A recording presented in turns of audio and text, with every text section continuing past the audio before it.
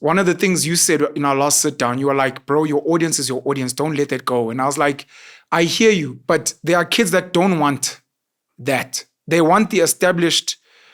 We've already got the Podcast and Chill network, over 1 million subscribers. Here's a show idea. You've got this knowledge or you've got this following.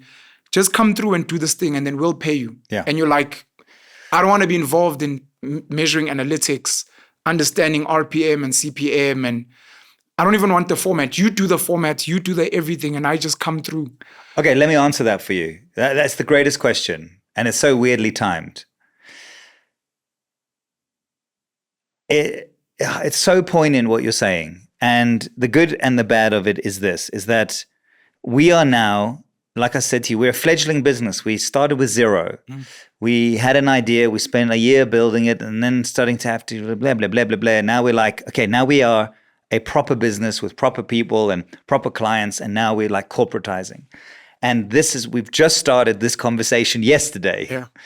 And the only reason you don't do it, when we first started, when we were in dreamer phase, we just want to support podcasts, we want to grow the industry. But now we're like, oh, we've got overheads, we've got projections, we've got revenue targets, all that crap, right? And deliverables. Yeah. And we've got problems, and we've got issues and all that stuff. So now you start having to kind of really build a business. And the reason that we've never done it before is because actually to do that, you need real capital. You need real money to invest in content. And it's why Amazon do it. So Amazon, if you sign to Amazon, they own your show. It's called Wondery, is the Amazon network. So they started the Smartless show, Smartless? So they started this podcast, one of the biggest audio-only podcasts on the planet, called Smartless. Smartless.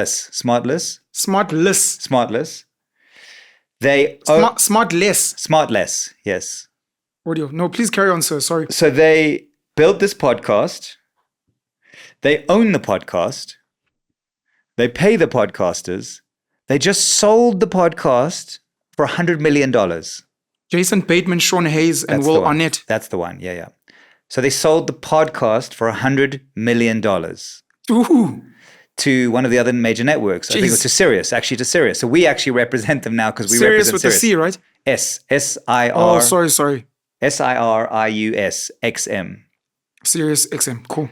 I've seen the name. I don't know why I thought C. Sorry. So that podcast is worth $100 million. Now, here's we're going under the hood here. Here's some, the problem with our business, and it's why we're starting to have this conversation is, and this is the only part I'm hesitant to say out loud, we are vulnerable as a business because we've set up the business with intentions and dreams, and we're building this business and it's doing great. That's awesome.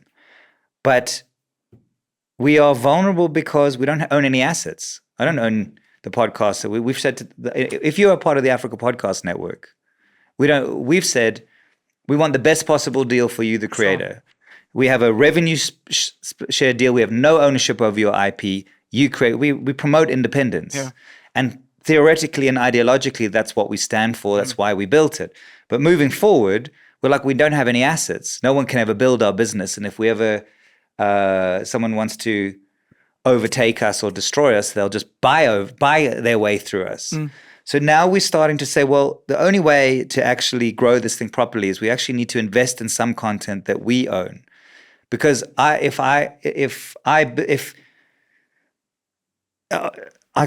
your podcast has inherent value, so if let's say we buy the Penn show, we buy your show, and we say we own it, but you have a 10% stake in it. Then in a few years' time, as part of our network, if we sell the network or we sell your podcast to another network, it has real value. Sure.